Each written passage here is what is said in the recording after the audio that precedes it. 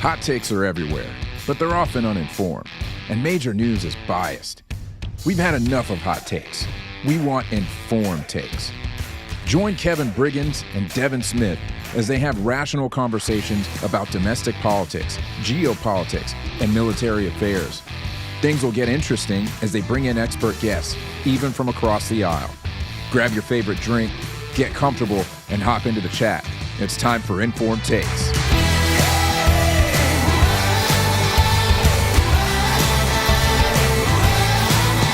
How's it going, everybody?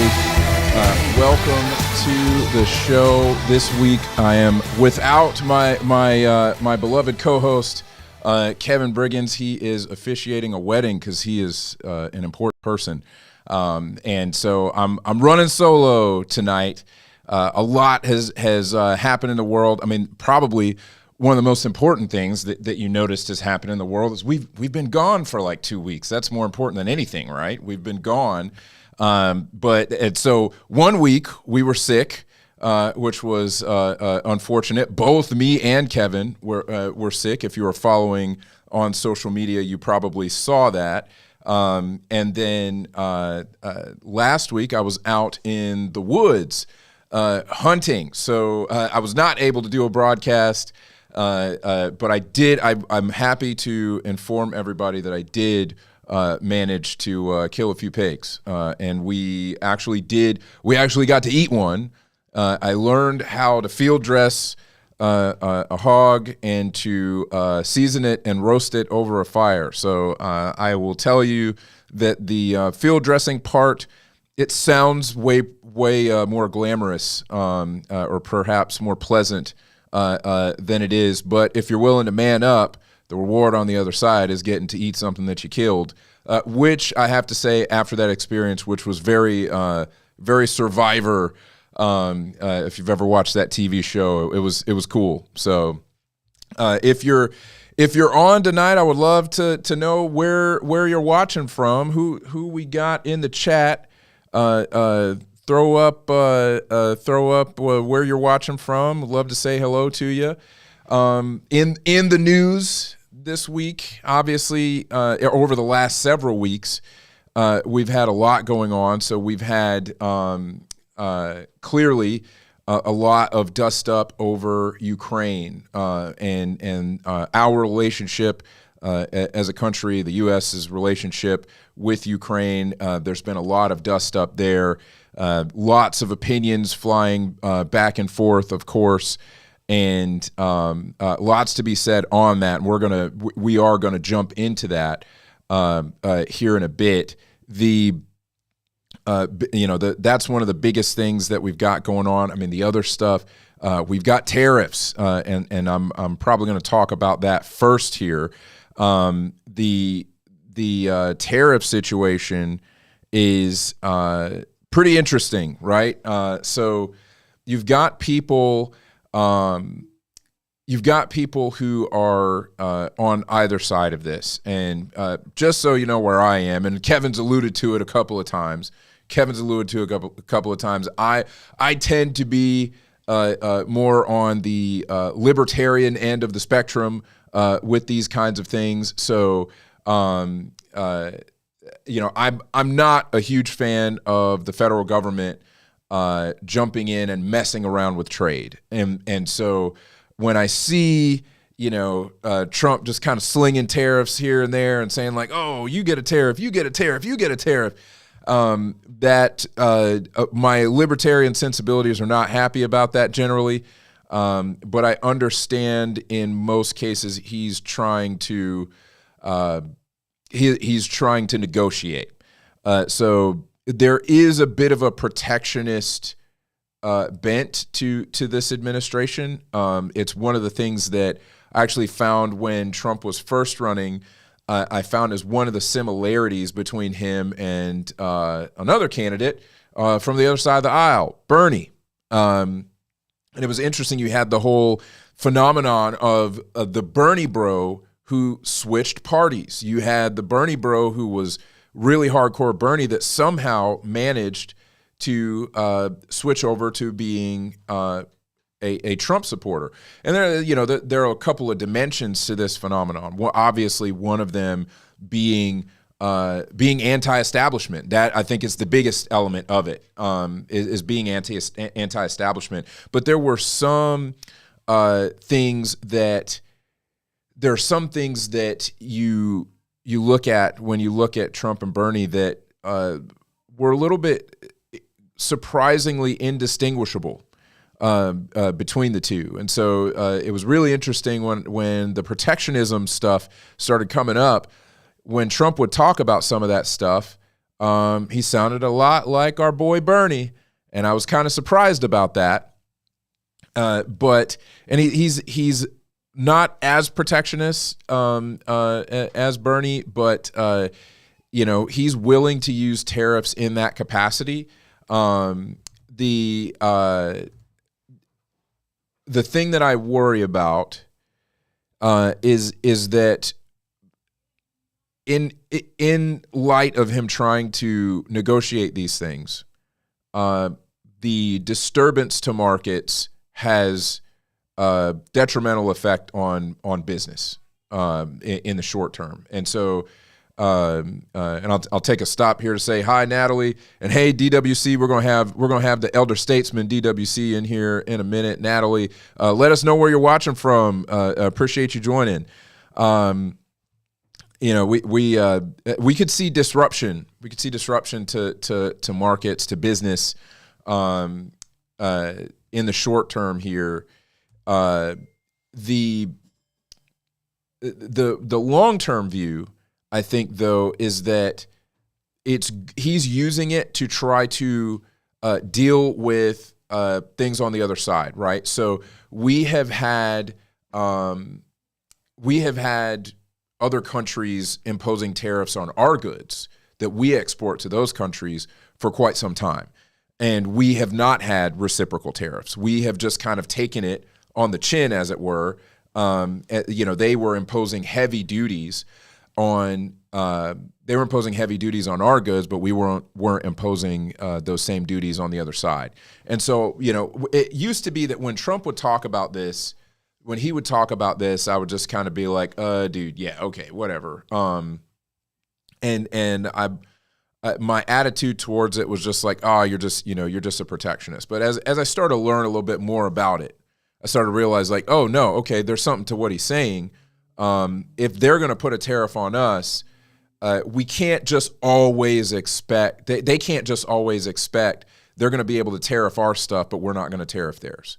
And so, if I'm going to be a free market capitalist, like I am, if I'm going to be a free market capitalist, I'm going to be even on either side of this. So I'm not a fan of us imposing tariffs, but I'm not a fan of other people imposing tariffs. And if they want to do that, then so be it. If we need to balance the scales, then Trump's using it as a tool. Okay, we've seen a lot of turmoil around the tariffs, but so here's kind of the timeline that I have right now. So he's talked about imposing certain tariffs that haven't gone into effect. He's allowed certain ones to go into effect. So he allowed tariffs to go into effect, for a short period of time on Canada and Mexico. They responded with their own tariffs, and then Trump said that, okay, we're going to back off of the tariffs for a month to give you guys time to meet our demands. So I think the reality of it is that if we're going to play the game of chicken, that the U.S. is likely going to win that game, just because our economy is so big, and those countries are exporting here, and they're making a lot of revenue off of the goods that are being sold here in the U.S. And so I know that that's probably what he's doing, and he's willing to play the game of chicken. And there are probably not a lot of other people who would sit in the Oval Office willing to shake things up like this. So I understand where some of that is coming from, even if I'm not a huge fan of tariffs still. The idea that me as a businessman, that my business could be completely upended just by the president deciding that he wants to impose tariffs on Tuesday. Is not it's not a great thought to me. I think that in a sense it can be the government picking winners and losers. It's not as bad as some people like to do, but it can tend to affect things in a way that are just, in my opinion, beyond the scope of what government should really be messing with. If you want to know where I stand, I think that the government should largely stay out of trade. I do think that the government enabling trade on certain routes is where the government is bringing value. I've talked about this before. So if there are trade routes, international trade routes where U.S. military strength and U.S. military presence is enabling safe trade, I do believe that the U.S. government has a right to collect revenues on that because they're enabling that trade. So I'm not saying that the government can't collect any sort of revenue. I just don't like the idea that the government just automatically decides on a whim, hey, I'm going to tariff the crap out of this country, and that could tank your business all of a sudden. So that's that. I mean, it'll be interesting to see what happens with tariffs. That we have some tariffs that are going to go into effect on April 2nd. He's messaged out on social media that basically if you're a farmer, you're going to start having fun after April 2nd because he's going to be putting tariffs on all kinds of agricultural goods, et cetera, that are brought in from other countries. I don't understand how anybody is going to take advantage of it that fast. I guess I shouldn't say I don't completely understand it. I could see how things could shift very quickly. My preference would be, instead of imposing tariffs, to make it easier and less expensive for American farmers to do business here in the United States, as opposed to imposing tariffs. Make it easier for American farmers to compete. I think that's a better route, in my opinion. But so that's tariffs. We'll see. We'll watch the markets. We'll see what happens. Love to hear and read your comments on that. If you haven't already, please give us a like and a subscribe if you like what you're seeing and hearing so far. But one thing that I wanted to get to talk about today is, one of the other big elephants in the room is the relationship with Ukraine. And I thought that it would be good that, in the spirit of the energy that we like to have on this show, that I would bring in a guest for that. So, Liam, do we have Jay Witt on the line? Let's bring in the elder statesman, as you know him, Dear Woke Christian on YouTube. Let's bring him in. In the building, y'all. What's happening, building, y'all? My man. How you doing, man? Building. How are you, my friend? I'm good, man. The tariffs ain't hit me yet, so I'm over here. I'm just over here living life. Why do you let me come on and talk about Ukraine? It's because I'm short? Is that what you got in there? Let me let you know something, man. I feel no, man. We had to have you come on and talk about Ukraine, because I know that you and I were talking on Wednesday night briefly. And we were both. I was surprised. You weren't surprised. I was surprised at how Trump was just. I mean, he was willing to throw hands. And on that stuff, I think, okay. I think that there's some stuff that he's saying that I don't like. Some stuff he's saying I don't like. But he's been bringing me around. I shouldn't say he, but all the other people commenting on this are bringing me around on the issue somewhat, because, I just did, we all talk a big game about, stand with Ukraine. But I never said that, by the way. I feel you. I feel you. I never did. But I got you. Continue, my brother. But one of the things that the reality that kind of sets in is Ukraine doesn't have enough people. Ukraine doesn't have enough people to win the war. So if we just keep sending weapons and money, it's not going to matter if there ain't enough bodies to fight the war. And so, I don't know if you've seen the videos of men getting snatched off the street in Ukraine to go fight the war. But that's where they're at this point. They're snatching men off the street that haven't registered for the draft. That's wild. What's your thoughts, man? So I don't agree with the U.S. participation. I'm not saying that we can only, if everything is in the United States, everything in the United States has to be perfect in order for us to be worried about global concerns. But let's just be honest about it. We're more concerned about people are rallying and protesting about Ukraine while they're stepping over homeless vets in their town. People are rallying and protesting about Ukraine and waving the Ukrainian flag while their child in their household can't read on grade level. Can we start focusing on, I think we need to, we're so concerned about everybody globally that we're losing context of what we're supposed to be doing here locally. Now, I'm not saying that you can't be concerned about Ukraine. Not saying that. But when you think about it, they're 9 time zones away, and you're wilding out here in the metro Atlanta area.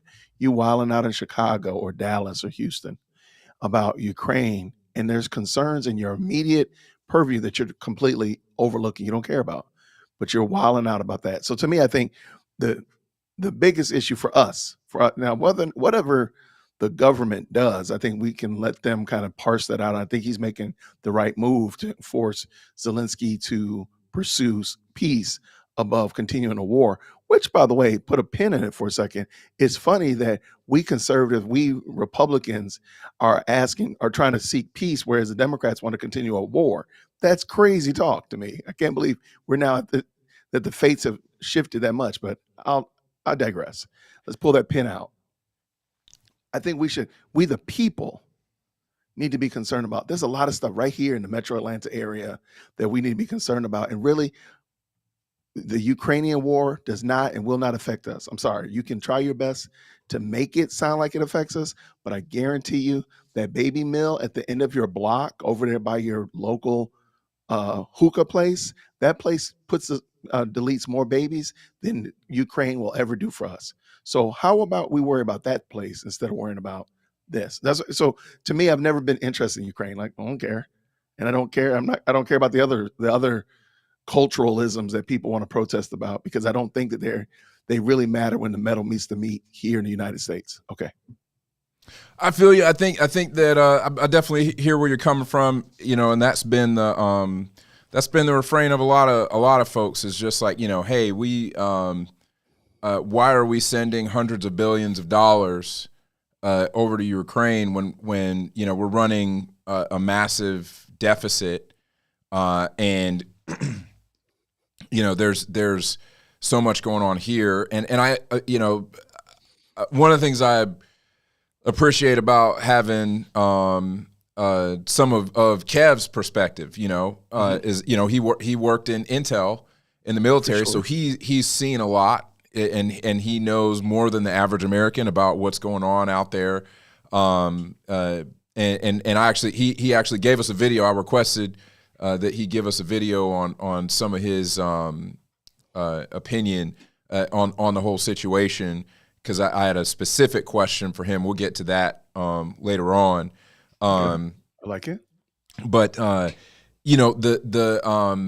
thing that I think is important, we have to consider that our involvement over there, it can't just be a blank check. It can't be a blank check. I do believe in supporting supporting our allies, even though Ukraine is technically kind of like they're not technically an official ally, but we have interests there basically that have caused us to get involved. We don't want Russia to get a hold of the precious metals that are in Ukraine. I've heard that mentioned It's a very mineral-rich country. It's part of the reason that Putin wants it, aside from his historical beef with Ukraine not being a part of Russia. I have, friends who are Ukrainian, so they feel very, very strongly about this, of course, and I completely understand that. Real people dying. Putin did commit a straight up act of war, act of aggression. And so Ukraine is fighting a war of self-defense. But I think where I've been brought around is that the end of this doesn't look like Russia getting defeated. And what I have a problem with is when people say they support Ukraine. If you ask them to what end, they don't have a solid answer for you. They don't have an answer that's based in reality, because we're dealing with a nuclear power. And so if you say you support Ukraine, like, okay, to what extent do you support Ukraine? Because at a certain point, they don't have the numbers, so that means we got to put boots on the ground. Are you willing to pick up a gun? Because I'm seeing ex-military guys, even guys sitting in congressional office right now, who are conservatives, who don't, they don't like Russia either, but they're saying like, hey, come down to planet Earth and realize Ukraine can't win this war. Even if we keep giving them money, they don't have the bodies to win the war. How far are you willing to go in this thing? And I think that's where people, it's a platitude to say I stand with Ukraine. It's a whole different thing entirely to consider the reality of sending troops and the potential of nuclear war. Facts. No, I agree with you 1,000%. Hence why I said I'm not interested in it like that. There are far more. If I had to list 100 things, I promise you, Ukraine is not on that top 100 of things that are ultimately a concern of mine as an American. And you can't make, if you tell me I got a concern about them because of children, I got to be concerned about them because of lives. What about the Planned Parenthood at the end of your block? What about the gangs that just pulled the trigger? Whoa, just pulled the trigger down the street from you. See what I'm saying? Like this is happening right here in 4K. So please don't give me that. Don't give me that. It said 4K. It's happening in 4K. So don't even give me that stuff. I mean, we watched a young father. Now he was doing dirty deeds. Him and his daughter got mowed down in Houston, Texas at a car wash. A 5-year-old girl lost her life. And you're not protesting about that, but you want me to protest about Ukraine. Okay. But you won't protest about what's going on in Chirac this weekend. It's Friday. So we already know they're good for 10 bodies. They're good for 10 bodies on Monday. Okay. Like, let's keep it honest. Why are we not concerned about that? This is happening on our soil. This is happening in our major cities. I'm not going to lose sleep over that.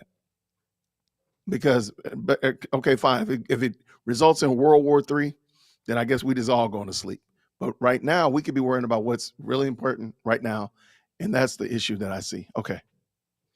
Word. I hear where you come from, man. I think so. I wanted us. I know I'm throwing you a curveball here. How long do I have you, man? How long I have you? We said we're going to talk about the Democrats at the State of the Union. But what you trying to sneak? What you trying to sneak on? I'm trying to sneak in. I got a couple of pieces of this meeting with Zelenskyy that I want to sneak in here, and then I have to throw my producer Liam a curveball because I forgot to pull up the video of the joint address, the address to the joint session of Congress. So I want to pull that one up later, but I do want to pull up this video of Zelenskyy in the Oval Office, just a couple moments from there, the 3-minute and the 40-minute mark. All right, let's go. I'm gonna let you get it.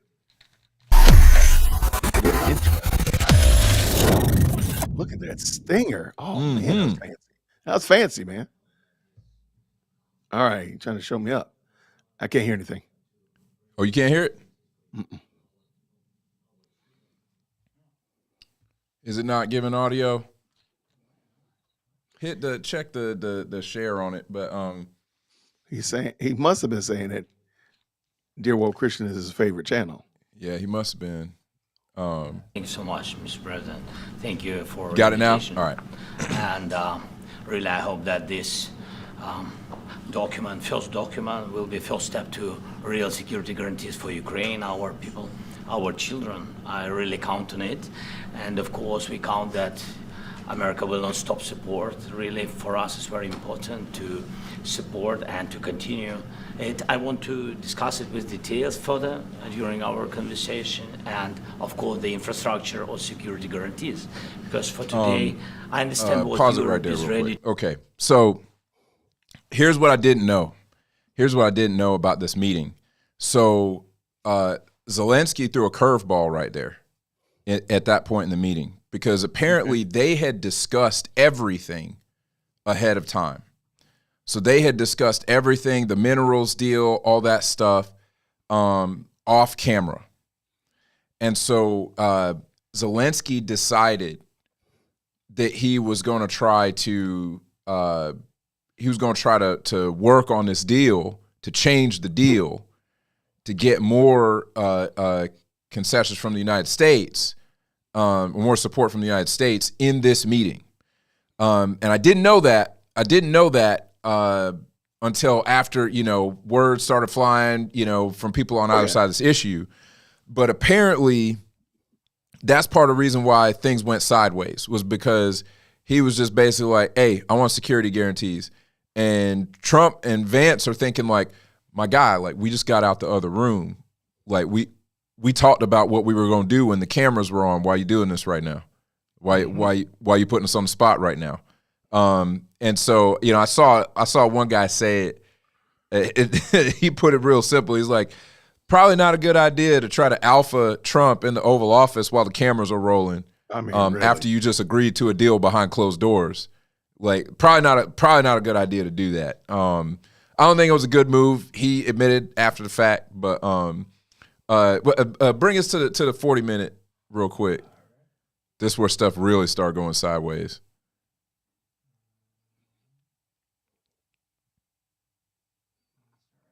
Yeah. America, we had a president who stood up at press conferences and talked tough about Vladimir Putin, and then Putin invaded Ukraine and destroyed a significant chunk of the country. The path to peace and the path to prosperity is maybe engaging in diplomacy.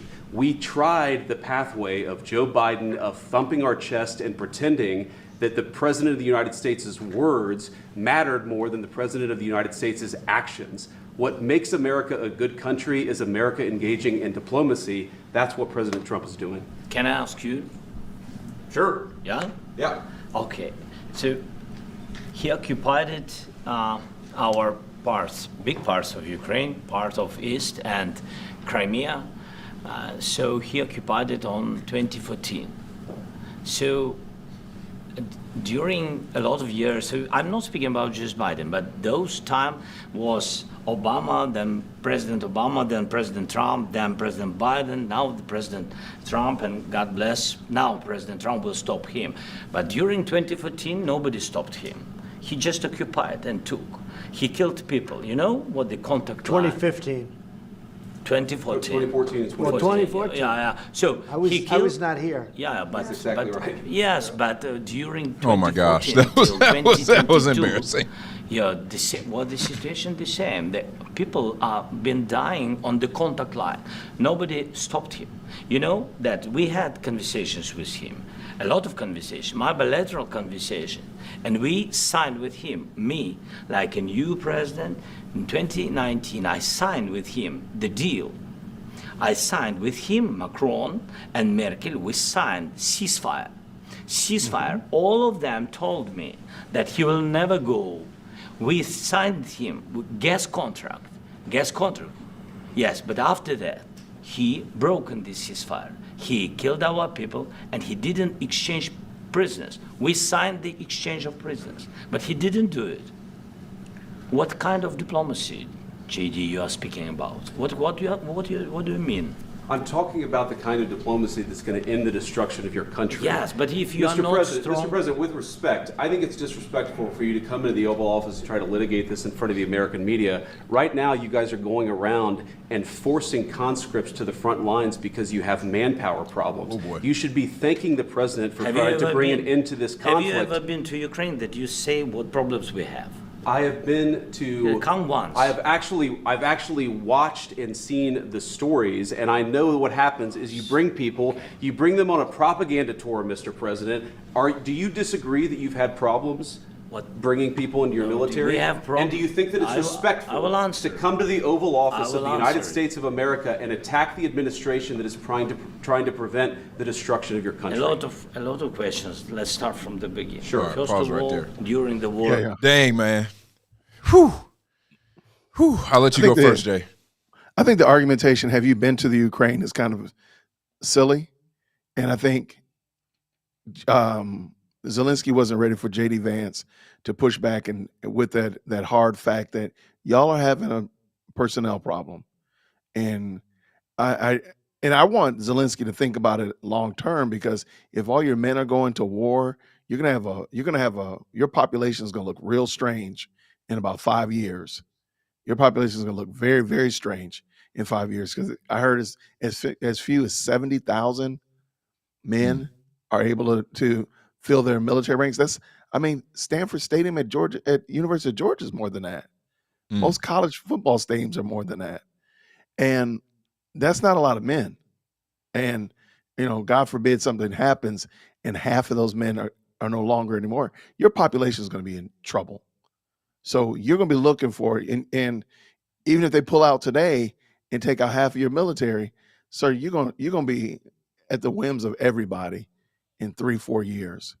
I mean, your population is going to be horrible.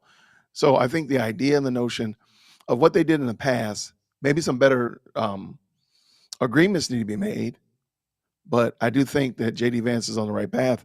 We need to look at what's going to ultimately preserve your country, because at the current moment, they could very well slice and dice you into lots of little small pieces and really run roughshod over you. So I think that's something to think about. But what you got? Yeah, man. I mean, I think that it was not a good call. It was not a good call for him to try to, as J.D. Vance said, litigate this thing in front of the cameras. Correct. And so, I don't like all the language that Trump has been using, and I'm sure that Zelensky felt, attacked by that, which he has every right to be. Trump going on True Social, calling him a dictator and stuff. Right. I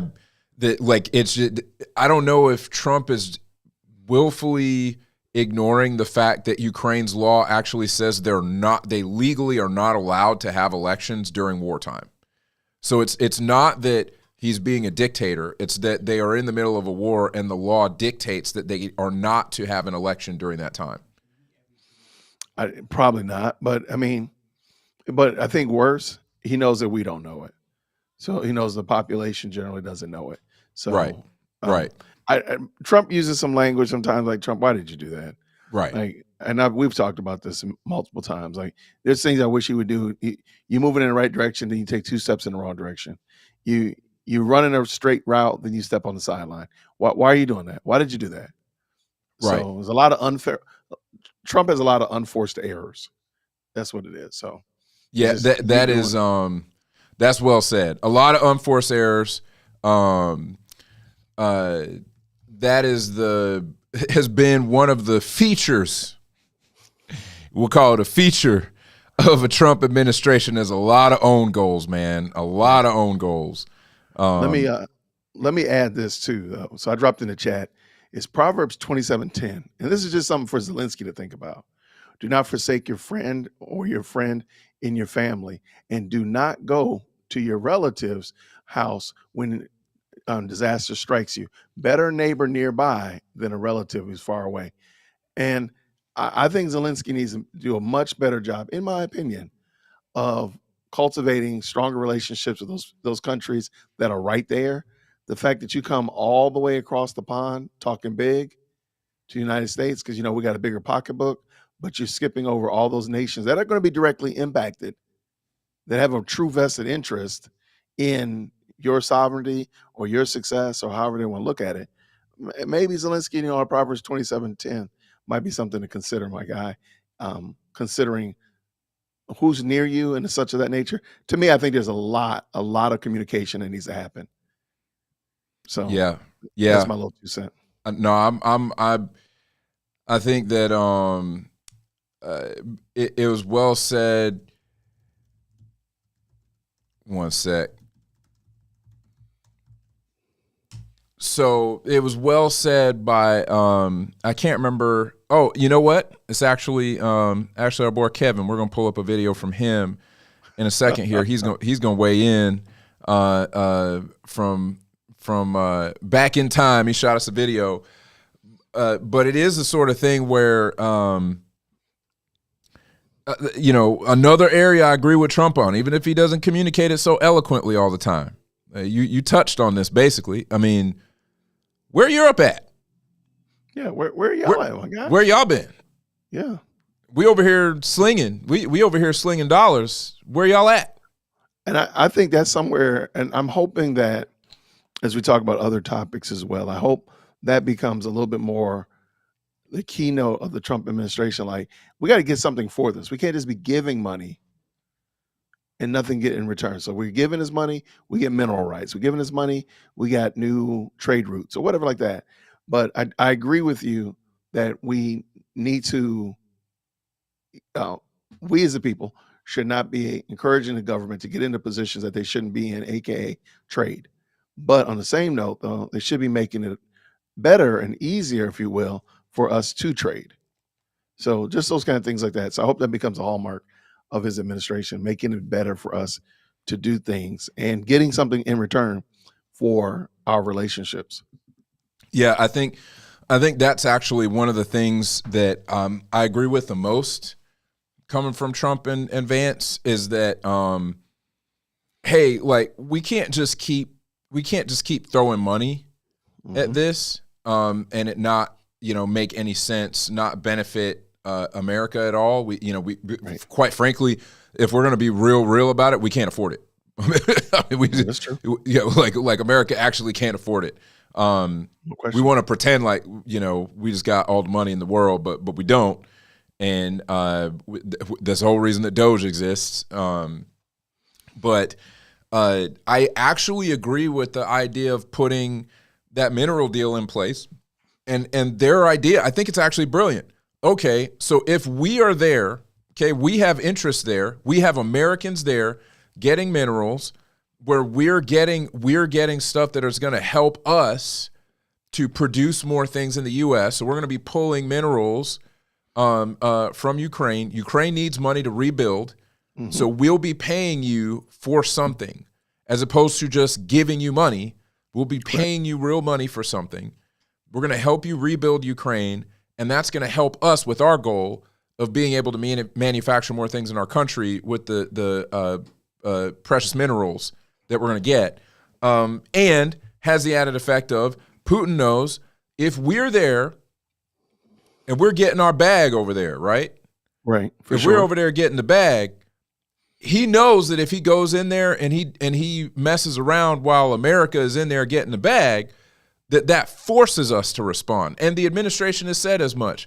That's basically what Trump and Vance are saying. Like, you want a real security guarantee, let's work out this deal. We'll be on the ground doing economic activity there. And if they do anything while we're there, we have no choice to respond if they put American lives in danger. I agree with that. Something could be done better. Let's just say it like that. So I'm fine with that. I just want to see something better done. So yeah, yep. Hey, let's bring up what old Kev had to say about this. I had a question for him about, because my concern before, especially we talked about some of the own goals on the language. I'm not saying that I'm in these closed door rooms and know what's going on back there. I know that what's said behind closed doors is different than what gets said in front of the cameras. Sure. But one of the concerns that I had was, what does the situation with Ukraine, how we're dealing with Ukraine, et cetera, across Biden and Trump, what does that say to Xi Jinping in China about what he can do with Taiwan? And Kevin has some thoughts to share with his intel-informed take. All right, let's go.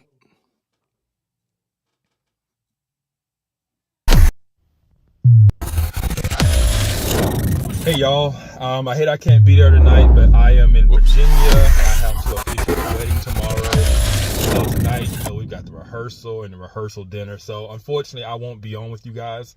But Devin did ask me to give my thoughts on the idea that Russia's actions in Ukraine is kind of a playbook for China and Taiwan.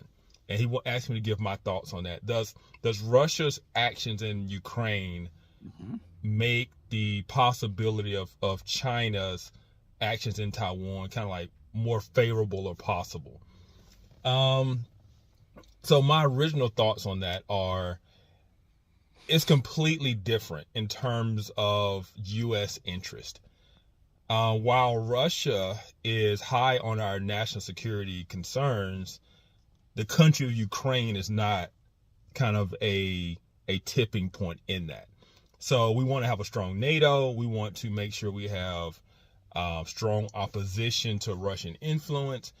But us going to war over Ukraine has never really been on the table. Ukraine has never played into our national security interest. Okay. We really haven't considered them an ally, really. Because they're not a part of NATO. We don't have a lot of economic ties. We would like for them to be in NATO, but we also understand the political implications of that. Now let's focus on Taiwan. Well, I'll say this too. One of the reasons we're pushing Europe to be so involved with NATO and to take the lead is so that we can focus more on China, right? China is our number one concern. It is our focus. If you read the National Defense Strategy from 2022, it's all about China. We are posturing everything that way. We have, in the last few years, we've really opened up our communications and our relationships with countries like the Philippines, Malaysia, India. We've reopened bases in that area. You'll be surprised how many bases we have in what we call Indo-PACOM in that region that we've just had over the years. We haven't used them, but they're there. Now we're starting to reopen some of those bases. We have made a commitment to defend Taiwan at all costs. So just because we didn't intervene in Ukraine, it has no bearing on whether we will or will not intervene in Taiwan. And China knows that.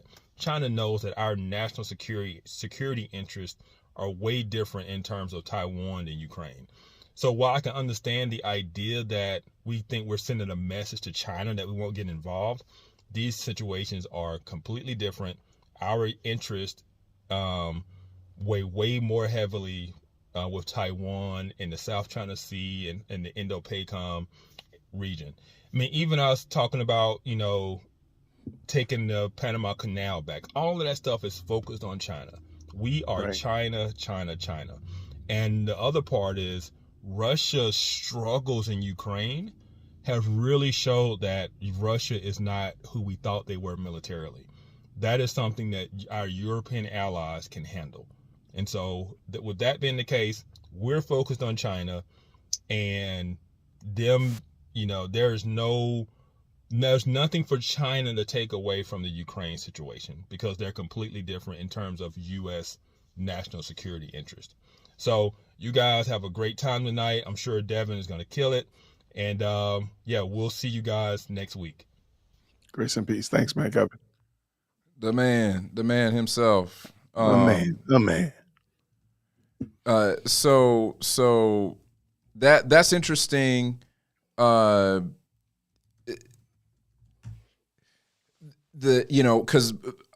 Basically my concern was just, Winnie the Pooh over there looking and thinking, hey man, looks like they soft, looks like, or they're cozying up, if I go aggressive enough, Trump doesn't want to get in a war. If I go aggressive enough, I'll take something.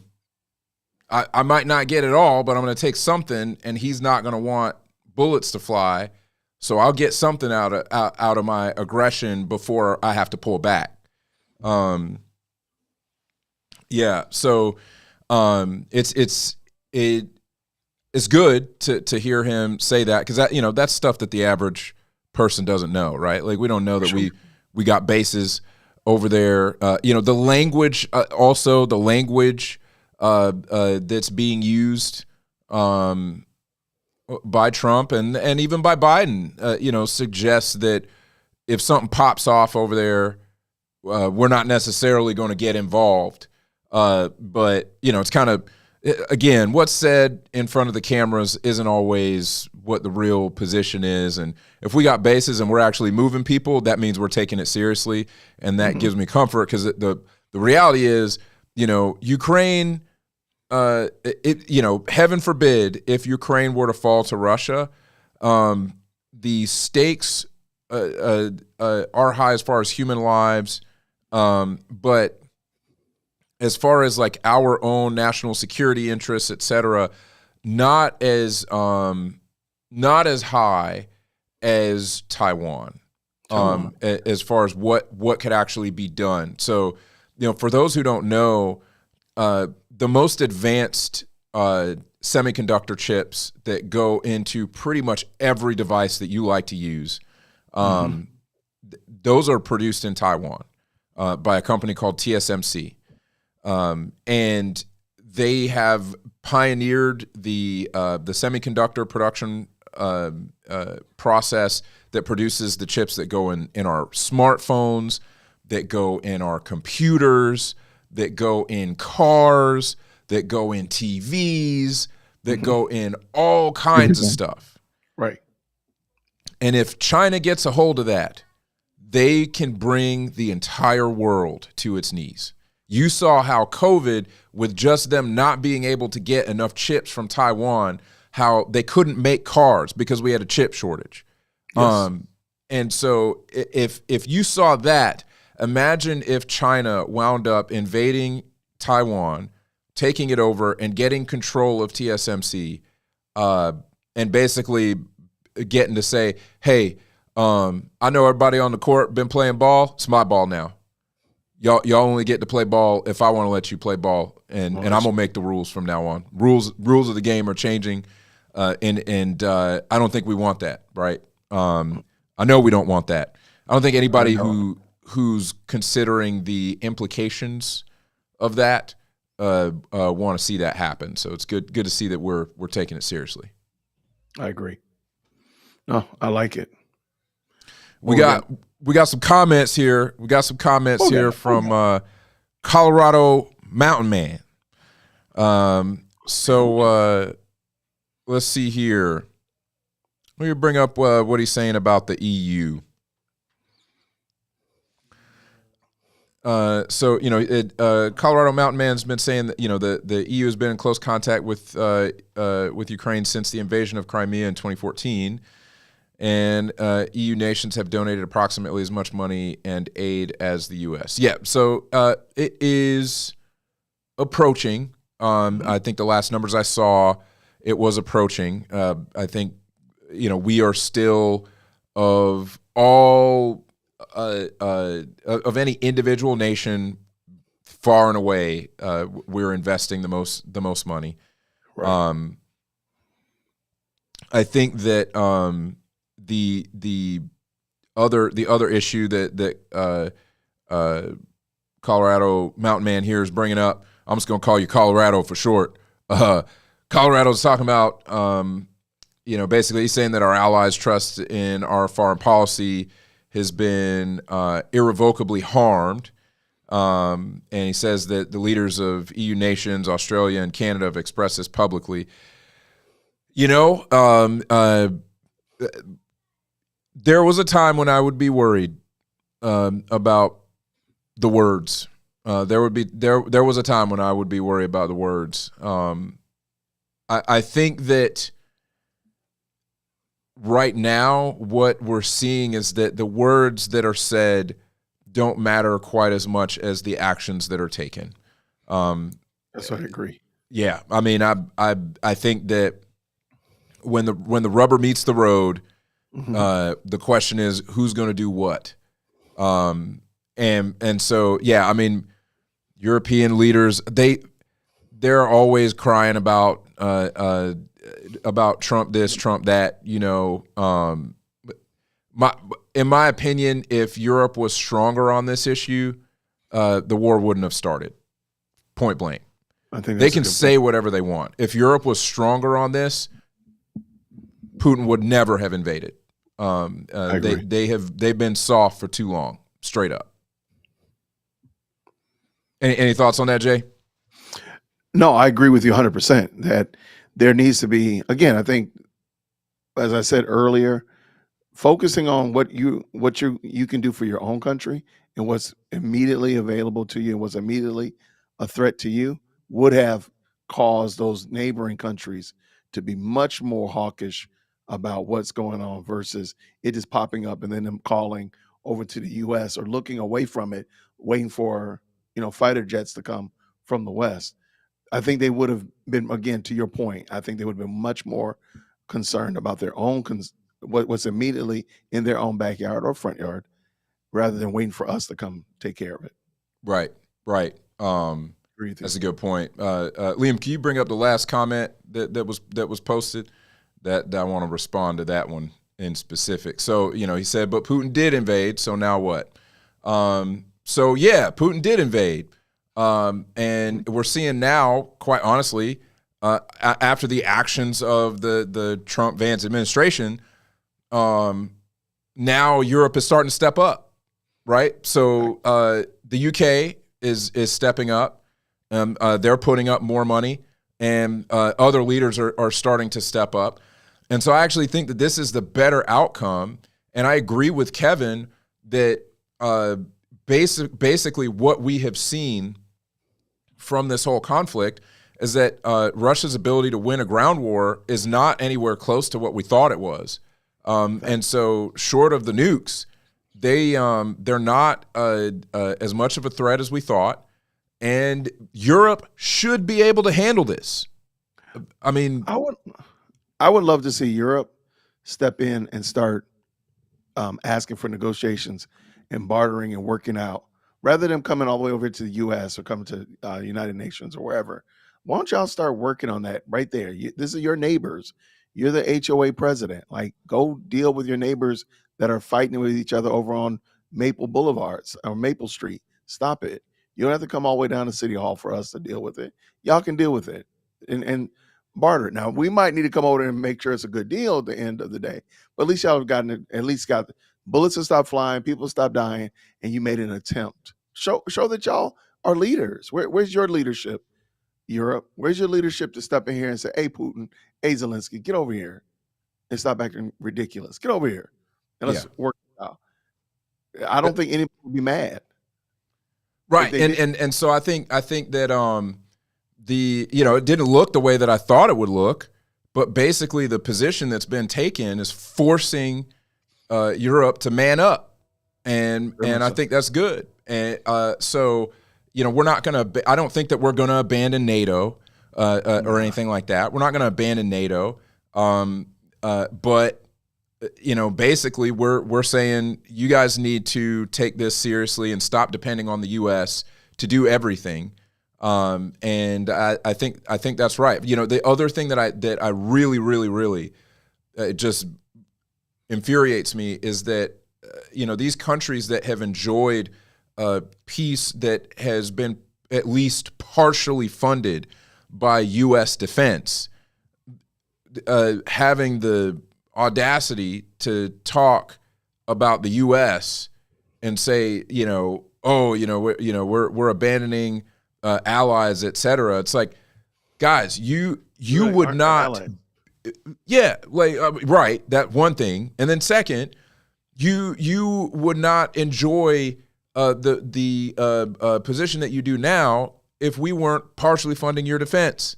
So maybe don't put your mouth on the country that has helped you remain secure for so long. You guys need to start taking it seriously. And they've said as much. And that's an outcome that Trump has been pushing for a long time. And I tend to agree with him on. The EU has to take actual military defense more seriously, and they got to start putting money behind it and stop pretending that the U.S. is always going to fund it. I love it. I'm with you. Well, okay. So shoot at? there are some other things that happened in the news. We had the first joint session of Congress addressed by President Trump, which I think that really only I don't know how many times it actually happens in a president's term. I know it happens early in a president's term. I don't know if it happens again. You get the State of the Union addresses after that, which generally kind of replace that. And normally for an address like this, the president doesn't talk about track record that much because they just got in office. But the difference is that this administration didn't waste any time. I mean, Trump's basically already acting like he was a president before he was even sworn in. They were already making moves before he was even sworn in. So, I mean, dude actually had real track record to talk about, not just from his previous administration, but mostly from the current one. I mean, the first 30, 45 days have been an absolute whirlwind. Yeah. No, I agree. Do you got clips for it, or you just talking about Yeah, it? we got a clip. Okay, let's look at the Let's pull that up.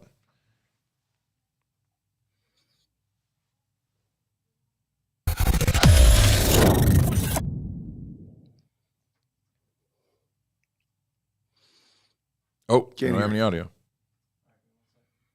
Absolutely nothing I can say to make them happy or to make them stand or smile or applaud. Nothing I can do. And these Put the people music sitting back there. right here will not clap, will not stand, and certainly will not cheer for these astronomical achievements. They won't do it, no matter what. Five times I've been up here. It's very sad, and it just shouldn't be this way. And I have stopped all government censorship and brought back free speech in America. It's back.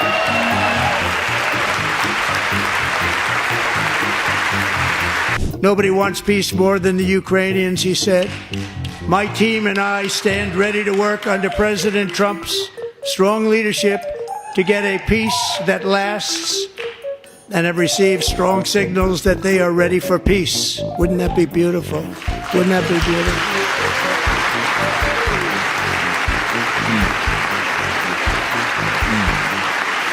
Oh, he's like, oh, I wasn't supposed to clap, my bad. Oh. Over the past 4 years, 21 million people poured into the United States. Many of them were murderers, human traffickers, gang members, and other criminals from the streets of dangerous cities. But we are getting them out, and getting them out fast.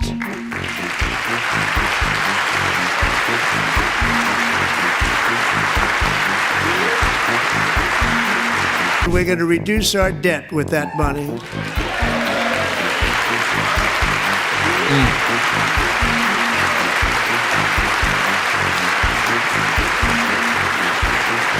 I'm calling for no tax on tips, no tax on overtime, and no tax on Social Security benefits for our great seniors.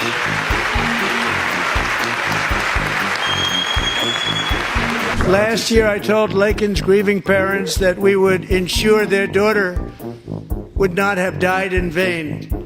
That's why the very first bill I signed into law as your 47th president mandates the detention of all dangerous criminal aliens who threaten public safety.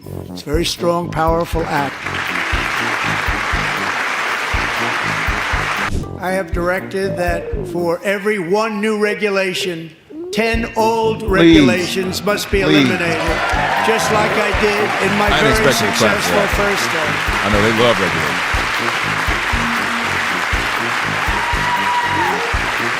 regulation. So Democrats sitting before me, for just this one night, why not join us in celebrating so many incredible wins for America?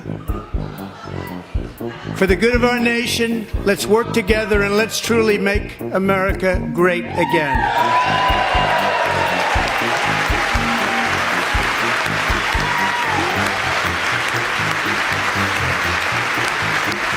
Oh my gosh, man. All right. Oh my gosh. They just couldn't let him have any W's, man. They just refuse, man. Well, the problem is the W's are for us. So ultimately, we the people will benefit from no taxes, from a more stricter border, and the things of that nature that he's looking to do. The Democrats need to get on and get off. I mean, get on and get with it or get off. The problem is they don't actually have policies. They're now a party of gimmicks. When you go back and look at that Jasmine Crockett, she didn't attend it. She was literally in her office doing TikTok videos. Are you serious? She's a whole grown woman doing TikTok videos in the hallway of the Capitol while this was going on. And she was big proud of it. And then the next day, all those lunatics were in there imitating, NPC fight characters. Oh man, I forgot about that video. Okay, Liam, I'm gonna send you a link to that video. We definitely have to show that video because it is the cringiest thing it is one of the cringiest things I've ever seen the Democrats do. It's super cringe. I've seen him do some pretty bad stuff, but I mean, we could do like a cringe compilation. And so instead of coming up with real, and even with that, like, what is the problem with no tax on tips, overtime, and Social Security? Why would you not want that? Why would you not want that? Like, so instead of even discussing the issues or supporting, say, yeah, okay, I got to give you that one. Yeah, I can give you that.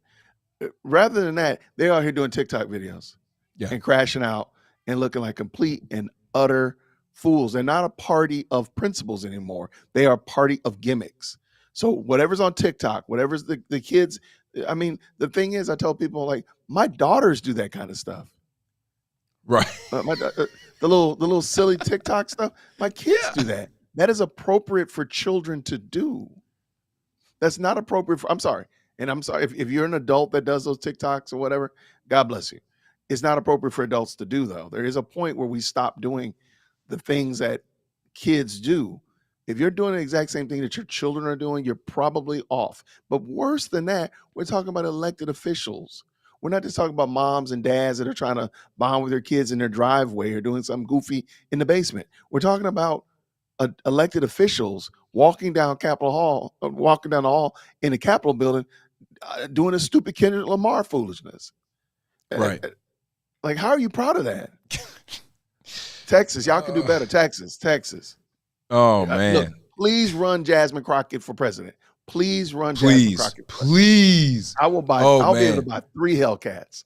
But I'll be able to buy a Hellcat a day. Please run Jasmine Crockett. Please. Bro, I would be able to get 3 Hellcats. But you have to see these.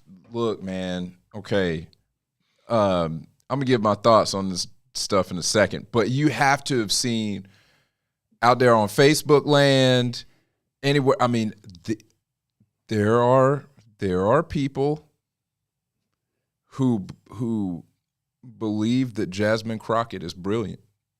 Oh, that's fine. That's fine. I will argue with you that she is not. I can't. But here's my problem, man. Here's my problem.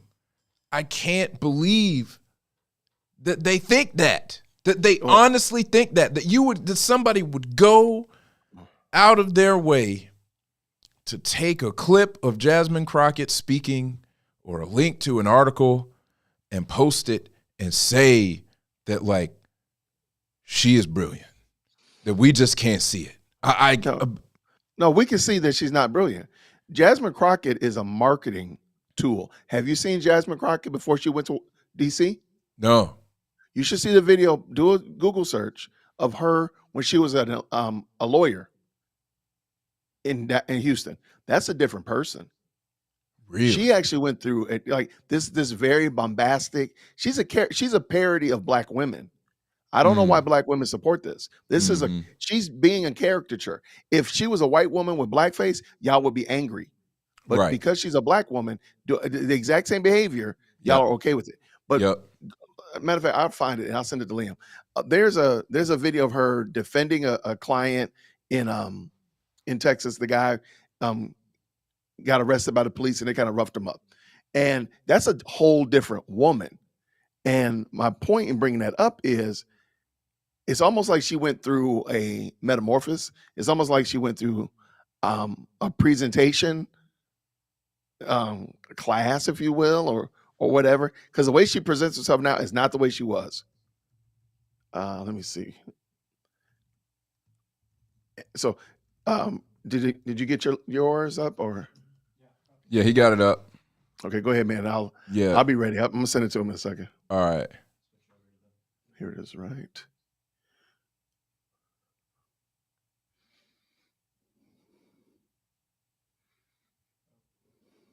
Oh, you good, man. Don't worry about it.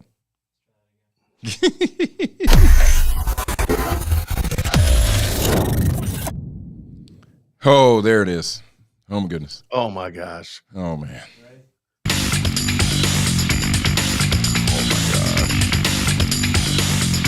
Oh, my gosh. They did that. Oh, my gosh, dude.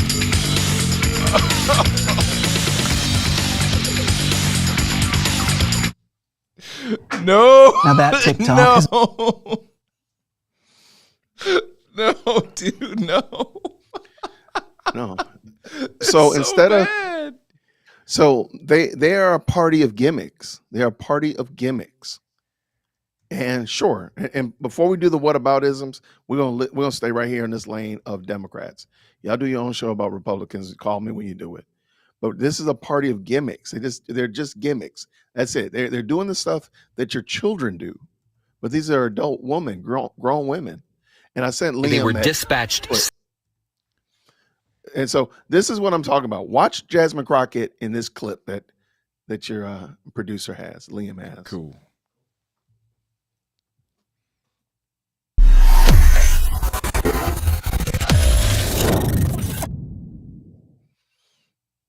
Fort Worth police say they were dispatched Saturday when Curry attempted to assault members of the fire department. He did suffer from a seizure, which is why EMS was there in the first place. Jasmine Crockett is one of Curry's attorneys. It seems as if he suffered from the seizure and woke up potentially disoriented with what was going on. In a statement, the Fort Worth Police Department said what the video does not depict is that it took 3 officers and 1 supervisor to effectively place the resisting subject into handcuffs. What if your client at some point that wasn't seen on video was in fact resisting and pushing back with his hands? That is a possibility. That's absolutely a possibility. And I'm not denying that as a potential possibility, even though my stance is that he did not commit any resisting arrest. Now, for the record, Ms. Crockett does not have any medical paperwork to back up her claim that her client may have a history of seizures. Fort Worth police say they were dispatched Saturday when Curry attempted to assault members of the fire department. Who is that? Who is that lady? Yeah. Who's that girl, Harpo? That's a different woman. I'm telling you, man, she's playing a role. I mean, she's still got the bundles. She's still got the spider eyelashes, but it's not as demonstrative. It is not as ridiculous. And there, I mean, as she is now known as, she's a caricature of black women. She's mocking y'all. That's what she's doing. But I'm here to pick fights. But I'm like, I mean, even in that video, she didn't have the lashes, man. She got the spiders. Oh, she did. I couldn't see them. I couldn't see them. They weren't as big. I don't think they were as big. As bombastic, right? Oh my gosh, man! Now it's just like, man, you in Congress, take them things off your face. She got the spiders in the bundles. Spiders in the bundles, right? Goodness, man. So here's my deal, man. I think the Democrats are in serious trouble. What you said, I've seen other people say basically that they're back to not really having a platform anymore. The platform they've really run on since 2016 is Orange Man Bad. I mean, that's been the platform. And we don't want you to have children. Yeah, I mean. Right. But this is what I think. This is the wisdom I think the Republican conservative party should do. Forget about them. Just run over them. I mean, an NFL player is not worried about a paper, one of those paper barricades stopping him from running his route, and just treat him like that. It's like, you don't exist, and just keep doing the right thing for the American people. And because the chasm between what you're doing is right for the American people, and whatever the devil the Democrat Party is doing, that chasm is going to become greater and greater, more and more clear and demonstrative as each day goes by. And then you got these cats over here doing, TikTok videos, and we're over here saving money.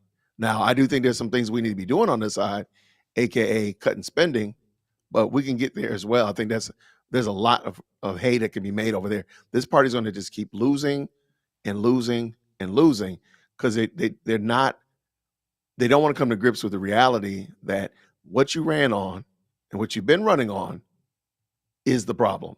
Your platform is rotten, is termite eaten, and waterlogged, and you're not dealing in reality. This is not what the people are worried about. People are not worried about the things that y'all are worried about. End of day. No, I mean, that's right. Man, we got Kev in the chat, man. We got Kev in the chat. Rehearsal dinner must be done. Welcome, sir.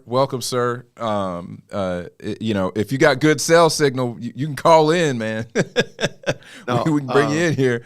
But I agree. But I mean, they've gotten to. I 100% agree with you that that's kind of where I'm at now as well. It's just at this point they're so off base. You can just run through them. I mean, you could just run through them. As Kevin said right here, it's going to come down to if the Republicans blow it, it'll give the Dems life. It's our game. It's the Republicans' game to lose. Right. We fumble the ball. So listen to what I'm saying, Trump. Those unforced errors, you need to stop doing that. Yep. You need to run a straight route. You need to stop with the unforced errors. That's it. Because otherwise, you're going to give them a hope that whatever their crazy agenda could actually take root. No, we're gonna isolate that to the point that people start saying, "Yeah, this is insane. Yeah, this doesn't make any sense." That's right. What's happening. Y'all keep sitting in silence. Don't clap. Keep making TikTok videos. We don't care. Keep taking L's. I mean that if you want to keep doing that, that's what's going to happen. Like I say all these things. Really. I'm not hiding that I'm a conservative, but it's like if you guys want to be taken seriously, you can't do this. I mean, it was interesting to me to see people who consider themselves Democrats respond to what the Democrats did on Tuesday night and basically say like, I don't even recognize these people. Like they couldn't clap for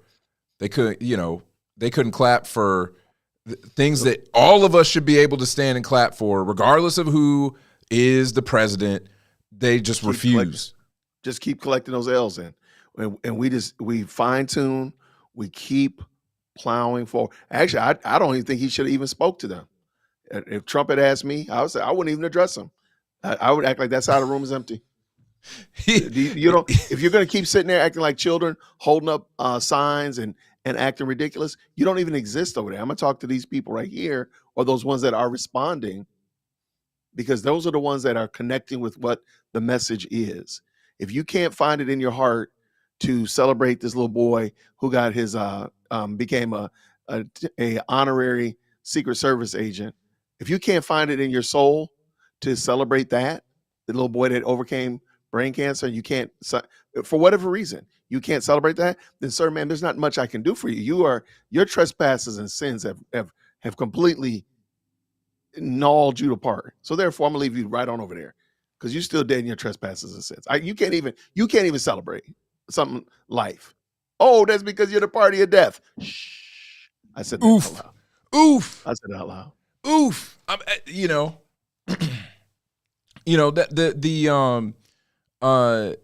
The interesting thing that we have to take note of here also is that as the Dems kind of sit there and do that nonsense, which I'm kind of surprised. I shouldn't be surprised at Nancy Pelosi taking part in that. Like she's supposed to be the grown up in the room, but she's also the same lady who stood behind the president. Yeah, just theatrics, nonsense. but It's all theater.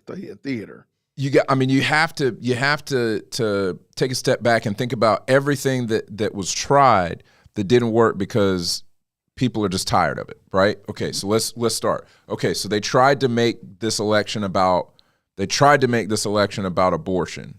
Didn't work. Mm-hmm. Didn't work.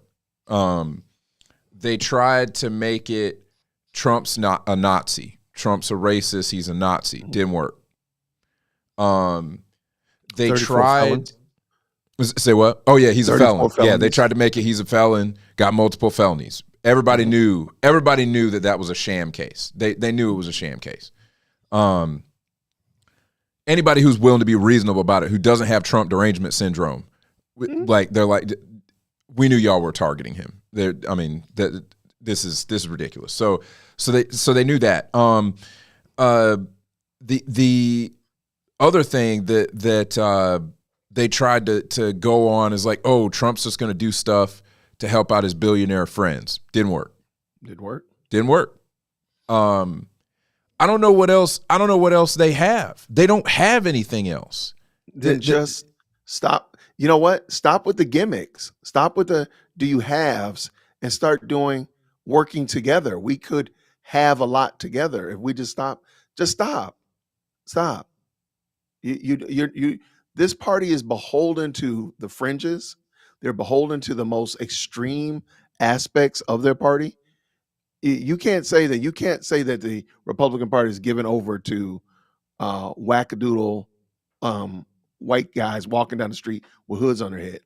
But we can look at y'all on a daily basis, on any of y'all protests, and look at the wackadoodles that y'all are embracing. Right. And you are fighting tooth and nail for our daughters to play combat sports with boys. Like at what point do you say, okay, maybe we've gone too far?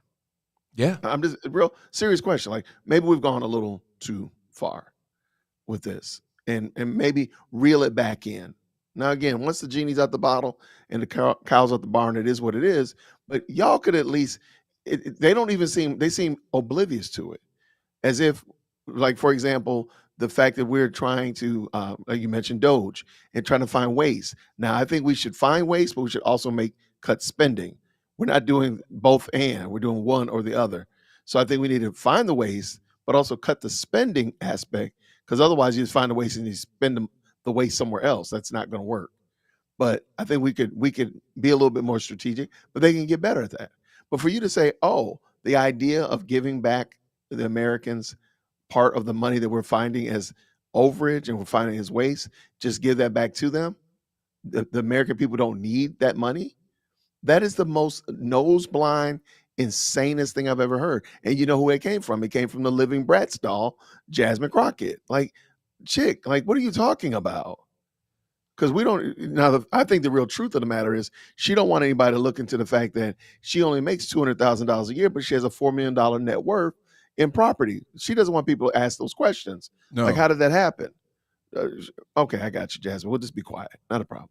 Right. So I think there's a lot that we can do. But again, that party's going to have to make a lot. They're going to have to make a course correction. And this party need only continue to work and do the right things, whether that be small baby steps or large hops. But they got to work on doing the right thing and keep doing it. That's it.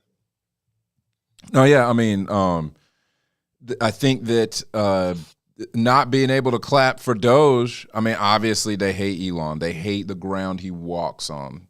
So they're not going to clap for anything that he finds. But Americans are sitting back watching. So all of this stuff that we found that pretty much anybody with 2 brain cells to rub together knows is patently ridiculous. The government should not be spending money on these things. Y'all can't clap for them pulling the plug on that. Of course not. Why? Because it was y'all's idea. Right. And to me, they're going to keep collecting L's until we start working together and say, you know what? Yeah, we got to work with you to do the right thing for our constituents. We got to work with you to do the right thing for the American people, not do the right thing for a fringe, small percentage group or something crazy. So, yeah, long story short, I don't think there's any way that they're going to resolve their defeat. They're going to fix their record until they actually start becoming more, dare I say, tame, but definitely they start coming back over to the side of at least sane, insane, in back in a place of sanity. Okay, that's it. No, I mean, I think you're right, man. I think that there, and you see a few Democrats who are basically saying like, hey, we've got to wake up. We're out of step. I mean, Fetterman's been saying that. You got a couple more Democrats that have basically said like, we're out of touch with American people. I mean, there was I should have found the chart. Because there was a CBS News poll that was done that showed what people polled thought about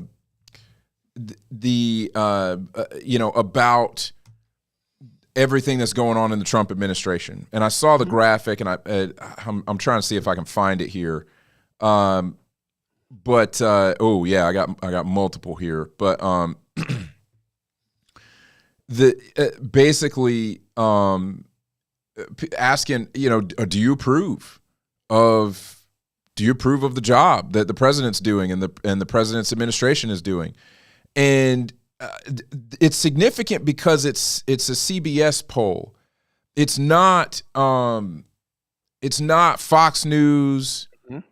It's not some conservative outlet or some conservative pollster. It's CBS, which in my opinion, it's evident that CBS is not a fan of Trump. Oh, for sure. Pretty much a fan. The numbers were astounding. I mean, we're talking Americans that were polled approved of what was going on in the administration pretty much on every measure to the tune of at least, I think the lowest number I saw was 57% approval. That was the lowest number. Wow. Most of the numbers were 61% and higher approval on the things that Doge is doing, on the things that Trump is doing, et cetera. So this is further signal that Americans are like, hey, Democrats, stuff you guys are talking about, we ain't about that life. That's not where we are. And you had a lot of people who either voted Republican this time or straight up switched because the Democrats went so extreme. Correct. And I don't know how you can be a Democrat and not take a look at that and say, okay, we off base. Now, and this tells me, because my whole thing was, we talk about this stuff, right? You see how off base Democrats have been just from reality, right? Men can become women, women can become men, all this stuff. And a lot of people are just like, dude, this is crazy. You had parents showing up at school board meetings, regardless of their political affiliation, saying like, hey, don't be trying to tell my kid that he can become a girl. I'm not okay with that. And Democrats oppose that. I was thinking to myself, how can you really are you playing a role? Is this theater? Are you taking these positions but you don't really believe in these positions? How can you really go in front of cameras and vote in this way consistently unless you think that most Americans are with you? Because I'm giving the benefit of the doubt that they're not stupid. I'm giving the benefit of the doubt, and I just constantly think to myself, like, they can't be true believers in these positions. They're so nonsensical. They can't actually be true believers in these positions. But the fact that they're doubling down even after they lost, and the American people are signaling over and over and over again that they're with the way that things are going, they like what is happening, that I think if the election were held again today, he would win again. Yeah, absolutely. So how can you double down on these crazy positions? Because they have the voice of the media, and they know that they can propagandize and make it seem like there's more people that agree with this than actually are, because they're the voice that is actually the only voice you hear. So you're like, oh, everybody must agree with this or whatnot like that. But if you look in other places, new media and such like that, you get a whole different story. So it's almost like there's a disconnect from the new media as well as from legacy media. When you look at the two of them, they're saying two different things. So Yeah. now it's just a matter of, okay, where's the reality? Where's truth in this? I got two different conflicting ideas. One of them comports with reality. A man is a man and a woman is a woman, right? Up is down, left is right. We can see that. But here, this doesn't comport with reality. You want to believe this. This is make-believe land, but it actually doesn't line up with what we know to be true. So as I was saying earlier, adults need to start being adults in this scenario. And I think one of the problems is we have a lot of adults that are acting like children. And whether it be in the physical sense, dressing like children, behaving like children, and then in the mental sense, and then of course in the spiritual sense, and have to say, hey, you know what? Yeah, that was cool when I did that when I was 12, but now that I'm 32, we can't do it anymore. And start standing and doing the things that adults should do and dealing with issues as adults and not in make believe. That doesn't even make sense. That doesn't make sense. Stop it. You're acting like a child. No, that's good. So, I mean, that is one of the things that I think they're going to continue. They're going to continue to lose until they stop. I'm gonna change the language because I'm here to pick a fight. The American people are going to continue to win. It's not a win. It's not a Democrat win, Republican lose thing. It's what's right for America. So this is what's good for America and right for us. So even in their losing, they're winning because the things that are happening are good for Americans. So now America will keep winning, and y'all in your crazy wackadoodle ideas, God be gracious to us, that will go off into the dustbin of history, and we'll stop this train going in the crazy direction it's been going. Yeah. I love that. Yeah, I mean, really, yeah, Americans are winning here. It's one of the first times, because I got into politics circa like 2011, 2012 is when I really started paying attention to politics and really started learning about this stuff. And this is the first time that I have seen an administration so aligned with what most people want to see happen. Now, I'm not saying that something's right because most people want to see it happen, because we know that especially as if you're a believer, you know that the whole world can decide that right is wrong and wrong is right. But this is the first time that I've seen an administration so aligned with what people want, and they are super transparent about it too. That's the other thing. This is probably the most transparent administration I've ever seen. That's and technology is helping that. Elon is really huge on transparency. But they are moving so fast, man. This is also, it's not what people are used to. You got a lot of people who are a little bit worried. You know, they're a little bit shaken up by how fast things are moving. But on the whole, I don't see Democrats winning again unless Trump does something really, really stupid, or unless they change. There's no other. I'm not usually on my show. I give the competition like strategies. I'm not giving strategies this time. No more strategies for Democrats. Y'all just going to do your thing. So y'all just keep doing what you're doing. Just keep doing what you're doing.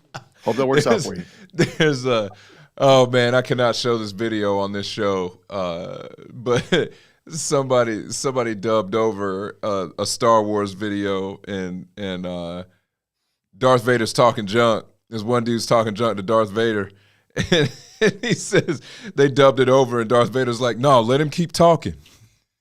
And I'm like, that's what it feels like right now. It's like, no, let them keep talking. Just let them keep doing it. What did Sun Tzu say? Never correct your enemy when he's in the middle of a mistake. Yeah. And I think, and I'm not willing to do that anymore. Like, just go ahead and do, if you think that what you're doing is right, then you just go ahead and do it. Just go ahead and do that. And I'm fine with watching you fail. So if we can shift into the realm of the Christian believer, I'm fine with watching Jamal Bryant fail every time. I'd have no problem with watching Jamal Bryant fail over that stillbirth. Y'all just keep doing it. Just keep doing what y'all doing. I have no problem watching it. I will sit right here. I'll go get me a bag of popcorn out the pantry, and I will watch you fail in 4K. I don't care. Al Sharpton, your bobblehead. I don't care. I'm not giving you new strategies because at this point in the game, you're too old, man. You should have already changed your wicked ways, and you still doing this dumb stuff. I'm gonna just watch you fail. I'm here to watch you fail. And what I mean by failing is, at the end of the day, they are not they are not fighting against Republicans. They're not fighting against white people. They're fighting against what is real and what is reality. So I'm just going to watch you fight against reality, and it's going to be fun. That's so well said, man. That's so well said. They're fighting against reality. And that's really what it has felt like for the last 4+ years. They're fighting against reality. And I don't know if this is just the culmination, really,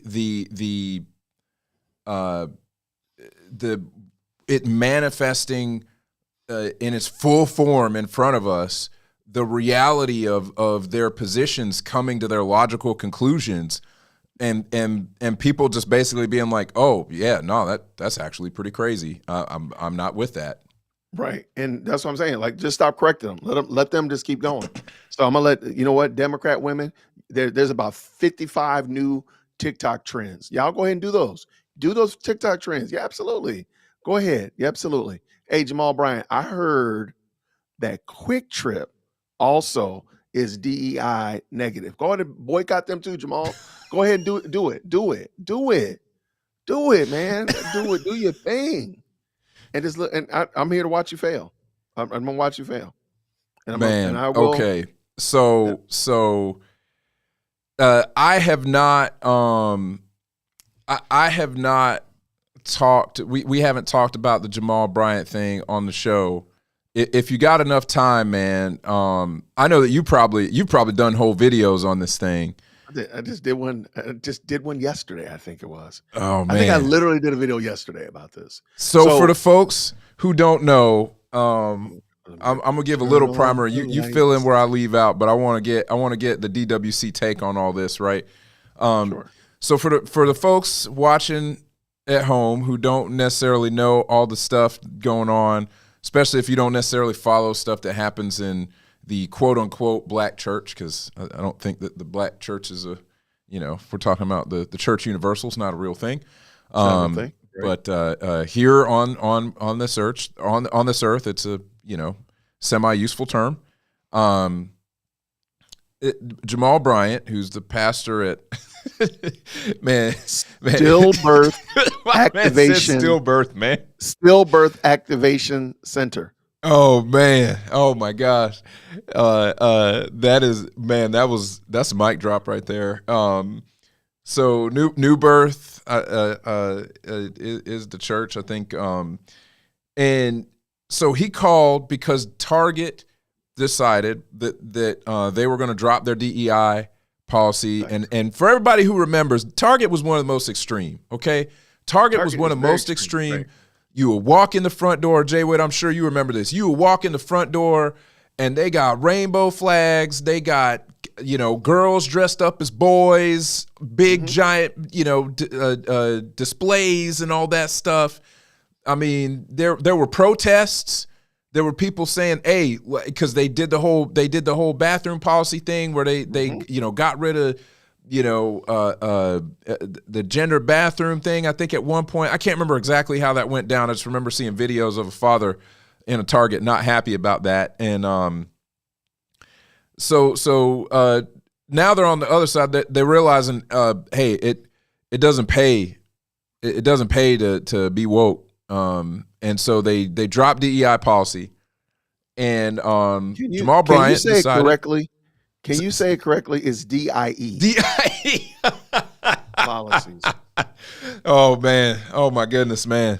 He came to If fight. you're not ready, I will gladly talk about it. I will gladly. If you feel like I don't want you, if you feel like, look, I'm a little too pensive, I will gladly. No. I mean the whole. Topic. You know how I feel about DEI, also known as DIE. I like that abbreviation better.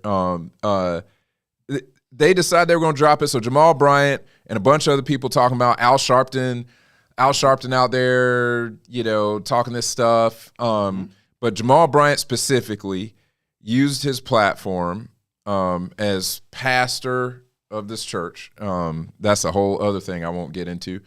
But asking for a 40-day boycott of Target.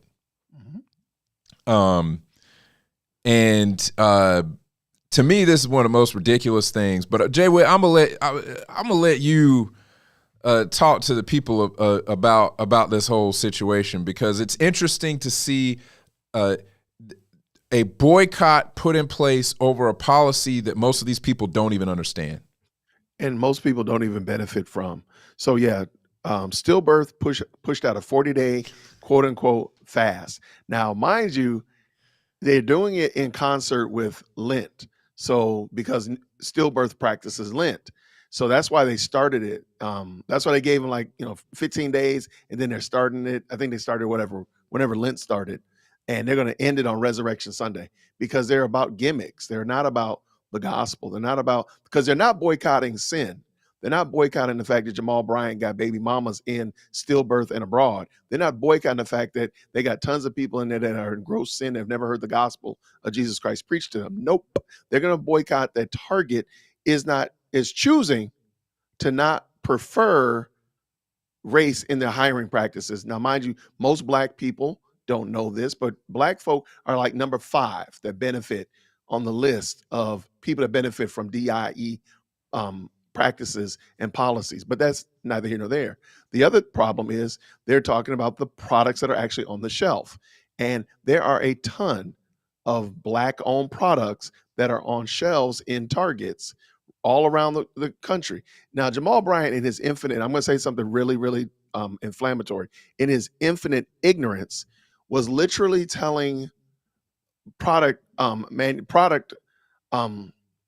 manufacturers to get their stuff off of the shelves of Target. The problem with that idea is that when Target puts a product on their shelf, they've effectively bought it already. So if I have a beard care line on my channel, I talked about a beard care line, and I got 8 SKUs, 8 products in my beard care line, and they're in 1,000 Target stores. Target basically bought those products from me. And so they bought those products, they're going to sell those products, and they're going to make a profit. So they might give me, like, for example, I might get a come up of $2 million because they bought all these products from me from my beard care line. They got on the shelves. Now, if they don't sell and they actually have to sell it on discount, you know what happens with that, Devin?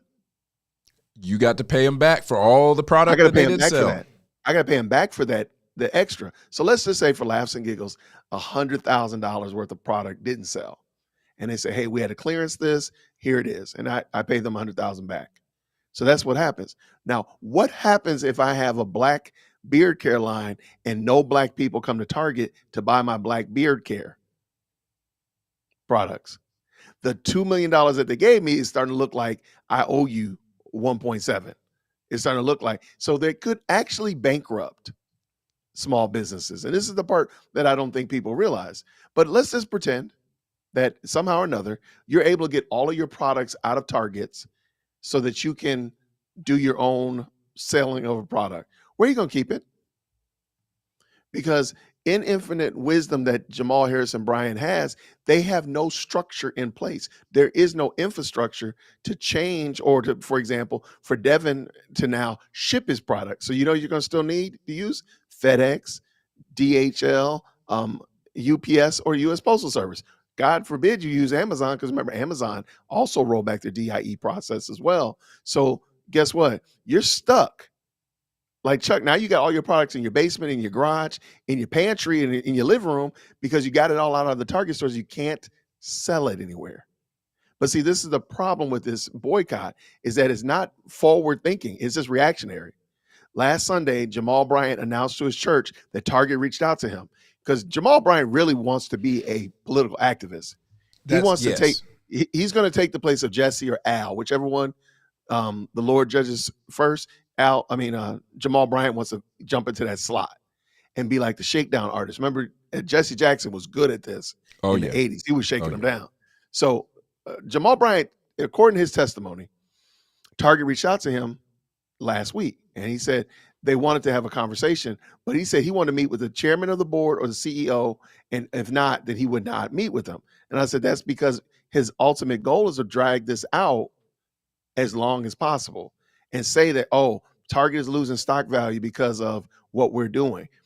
Sir, there's a lot of reasons behind that. And please understand, your little funky $30 million a day is not changing a multi-billion-dollar a day company. Just give it up. I understand what you think. It makes you feel good, but please stop.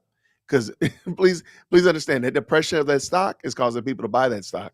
It'll be back before the springtime. Before Resurrection Sunday, the stock numbers will be back up.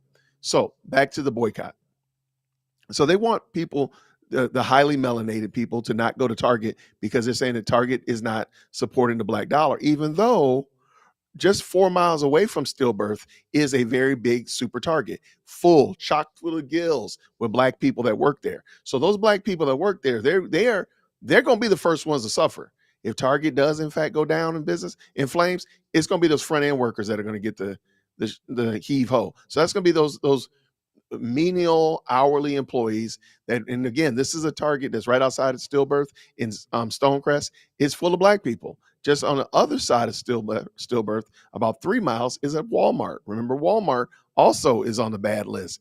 Chock full of gills with black folk. It's going to be the exact same thing. So your people, your congregation, because again, these people probably go to Stillbirth or at least are related to the community. They're going to end up losing their jobs if you all are successful in this. If you're successful in this and Targets shut down all around the country, it's going to be black people, brown people that suffer first. Well before the CEOs do, well before the chairman of the board does. It's going to be those menial hourly employees and such of that nature. That's why this myopic thinking and such like that. Instead of saying that, why don't we just work on building structures? Because again, Jamal doesn't have no place for these people to work. If they lose their jobs, he doesn't have something in place, a companion to a Target. He doesn't have anything in place for these people to work. They're going to be without a job. They're going to be looking around, trying to find somewhere to go, and you done got them kicked out because you bankrupted Target and Walmart. But it's not going to happen like that. But all right, that's my that's very, very helpful. See, that's exactly why I wanted to have you talk about this, because you know a lot more of the ins and outs of where this thing sits. I'm so disappointed that they even try to talk to the guy. In my opinion, they should just ignore him. Just ignore him. The stock price is coming back. The stock price is coming back. They would be this is what I said Target should do. Target should come up with the best Easter spring ensembles they could come up with. And they should flood their stores with the best looking, the cutest Easter dresses, the best whatevers, and just and have them at a very reasonable price. And watch people sitting outside the door salivating like, "Ooh, I sure wish I could get that. Where'd you get that outfit from? Hey, can you go get me one? And don't tell nobody I bought it." That's what's gonna happen. If Target, look, I'm playing 4D chess with y'all. Jamal over here doing tic-tac-toe on a dirty napkin. Like, dude, I will absolutely, come on. Free shipping. There you go. Free shipping. Since they already bought it, I would you know what? With every purchase, you get one extra product. That would ruin y'all in a heartbeat. Look, you're not bothering me. We're gonna sell this stuff. We're gonna make more money than we've ever made and provide better service. Matter of fact, we're gonna roll out Target delivery. Now holla at your boy. We're doing Target delivery. Walmart got delivery now. What the heck is that about? Kroger got it. They got to compete with Amazon. Yeah, we're gonna do Target delivery. There you go. Problem solved. look. Well, the problem is Target knows that the ladies like to go into Target. The whole point. They wanted to disappear. This is for the Pharisees. This is for the ones that don't want to go to Target, but if Target comes to them, they ain't gonna be mad. That's right. This is for them. So you protesting? Not a problem. We got free delivery. Free. I'm telling you, Target, you should call me. Call me out. We'll come up with strategies to bankrupt Jamal. Yeah, Target. Don't talk to Jamal Bryant. Talk to Jay Witt. That's what y'all need to do. He's not smart enough for this. We will absolutely sink this whole ship. No, absolutely, man. We will come up with strategies. Like, no, we're gonna come up with plans and just weather through this. But because at the end of the day, when the smoke clears, Jamal wants us to believe that a company is in business. What is a company in business to do? What are they in business to do? Right. Devin? They in business to make money. Got you. So what these clowns want you to believe is that a company will look at a qualified employee. You make widgets, okay? And you see a qualified widget maker. This guy or girl is a widget wizard. They're saying that you would overlook them because of their skin color. And and you know that this widget wizard would help your company 12x productivity. They're saying that you would say, "Oh no, they're black. I can't hire them." Jamal, that's the dumbest thing, and that's what people need to push back on and say that doesn't even make sense. This business is in business to make money, but I do think one of the problems is to come on the business aspect. They've gotten themselves too tied up into social issues. Yep, and they should not do that. And that's this right. is across the board. Nobody cares what your politics is. I want you to make weight plates. I don't care what your politics is. You make tires. Shut up. Make tires. Make tires. Make the weight plates. Make the coffee mugs. Shut up. And at this point, and there's just too much of it. Like I don't know. Your corporate responsibility, go kick rocks. Kick rocks. I want to know, do you make good tires? Do you make great tires? And how much can you sell them to me for? That's all I care about. Really, this corporate responsibility, nobody really cares about that. You really don't. Yeah, I think that there was a long period where the folks that took those positions that tend to be on the left. I'm not saying that everybody that thinks that way is thinking in a left-right context, right? But yeah, a lot of people. The left's megaphone was very loud on that stuff. So that the whole corporate responsibility. Are you saving the planet? Are you doing things to quote unquote give back? All that stuff that was very, very loud for many, many years. I mean, I would say for probably about 10 years, that stuff was real loud. And then it started to come to, obviously when George Floyd happened, DEI just really like caught fire. It was like, it was already, I was working at places where they had DEI policies in place, etc. I was seeing how decision-making was affected by that. I was having conversations with people who were on the executive team. I was having conversations with CEO, et cetera, about, some of that stuff. And, I was advising them. I was like, hey, look, like, I know you're either trying to do this because you feel like you're getting a lot of pressure. Like one answer I got was like, oh, well, like everybody that we interview now is asking us what we're doing to promote diversity at the company. There's a period where everybody was loud about that. BlackRock was putting ESG standards for any company that they invested in. And BlackRock's, fist is large basically. And so all these companies were bowing down, man. They were bowing the knee. And when they saw that it wasn't profitable, BlackRock was one of the first canaries in the coal mine. They started backing off of DEI, last year? Like it was like in the spring, maybe in the summer. Like they started backing off. And when I saw that happen, I was like, okay, it's coming. People are tired of it. It's affecting the bottom line. It's not going well. People were tired of talking about politics at work all the time. They were tired of all the companies that they buy stuff from having to have a position on all this stuff. And so the tide is turning. But the problem that we have now is that DEI, you have folks who look at DEI as, oh, they're just giving opportunities to people who weren't getting opportunities before, because that's what the promise of DEI, at least its PR, makes that promise. But everywhere that I've ever seen it implemented, it's just discrimination in the name of cosmic justice, of righting past wrongs. It's discrimination in the effort of righting past wrongs so that we can say we're good people. That's what it is. Hey, I'm gonna tell a story real quick about that might help really do away with what I think will do away with anybody's ascertain for DIE in the workplace. So I know a friend who worked for a company, and the company bought tax liens. So when somebody didn't pay their taxes, property tax on their home, this company bought the tax lien, and it allowed people to not immediately lose their homes. So they could work out like a payment agreement with this company. So they would buy it from the county. Of course, there's a little premium on it, but it's not usury at all. And the people could work out a payment agreement to pay it off. And more people than not paid off their homes and were able to keep, grandma's home or the family house and stuff like that.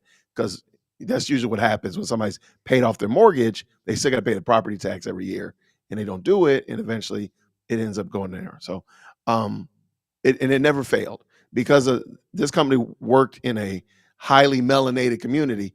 Most of the people coming in were Black. And so my friend would work with the people, and they came in to pay pay on their deal, and it never failed. 3 times a week, people would ask, is this a Black-owned company?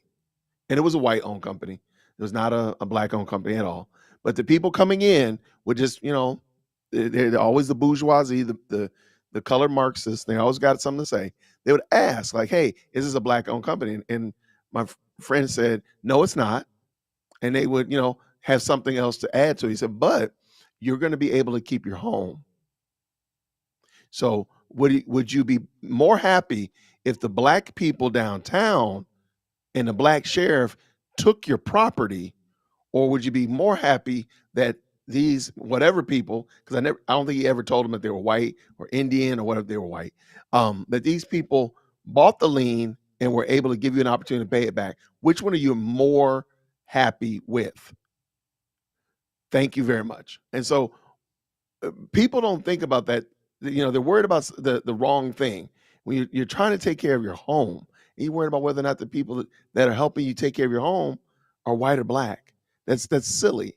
And so DIE goes out the window when you need to pay your taxes. And people do not care. They seem to equalize, and it seems like reality steps into the chat, and people are like, you know what? Yeah, I need to stop worrying about this dumb stuff and zero in on what's important.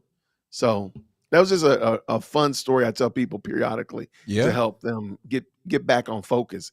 You don't really care about that when the metal meets the road. You don't care about that.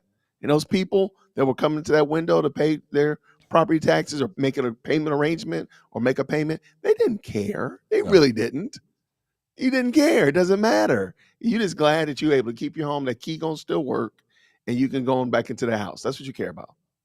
Yeah, so that's right. That's exactly right, man. And my hope is that we're returning to sanity on that stuff. It looks like most people are. I think that you got some folks that are lamenting this, but my prayer is also that those people are, they come around, that they're brought along eventually to see, like, hey, we need to stop talking about race all the time. Absolutely. We can move forward if not, man. But man, it's been amazing to have you on the show. I know I kept you on here way longer than I originally asked. But you've been a good sport, man, and we covered a lot of ground. Folks, if you like what you saw, what you heard, please give us a like and a subscribe. Absolutely. Man, Kev was worried. He was saying in the chat he's worried that he's not going to get to come back on the show because you're better looking than him. Man, let me tell you. He's worried I'm going to replace him. Let me tell you something, man. Let me tell you something. I'll let you come back. I'll let you come back, man. No, thanks for having me. It was a lot of fun. Always man. You know, obviously we love having the elder statesman DWC on the show. You gonna stop calling me old, man? I'm not gonna Hey, that's what Kev calls you. He calls you the elder statesman DWC, man. Oh no. Is that not? It's not an approved name. You have to take it up. You got to take it up with management, man. Right. You got to email management about that, man. We did not. Who approved this? Oh man. Oh man. I think I think that congressional session just had one vote. Right. Who voted that, man? Who voted that? Nobody clapping on that.